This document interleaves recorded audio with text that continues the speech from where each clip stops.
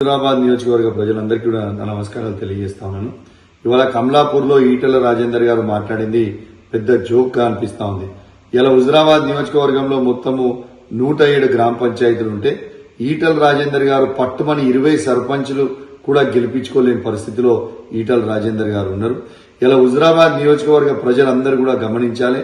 ఇలా ఈటెల రాజేందర్ గారు 3వ స్థానానికి పడిపోయింది కూడా మీ అందరు కూడా గమనించాలని మీ అందరికి కూడా విజ్ఞప్తి చేస్తాను. బరాబర్ చెప్తా ఉన్నాను, హుజరాబాద్ నియోజకవర్గంలో 44 సర్పంచ్లు బీఆర్ఎస్ పార్టీ గెలిచింది.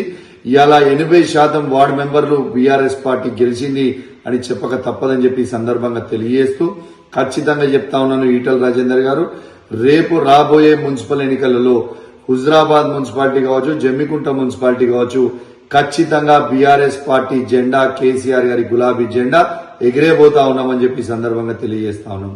5 మండలాల్లో 5 జెడ్పీటీసీలు కావచ్చు, ఎంపీపీలు కావచ్చు, రేపు ఎంపీటీసీలు కావచ్చు, అన్ని కూడా కేసీఆర్ గారి జెండా, గులాబీ జెండా ఎగిరేబోతా ఉన్నామని చెప్పి హుజరాబాద్ నియోజకవర్గంలో ఎగిరేబోతా ఉన్నామని చెప్పి సందర్భంగా తెలియజేస్తా ఉన్నాను.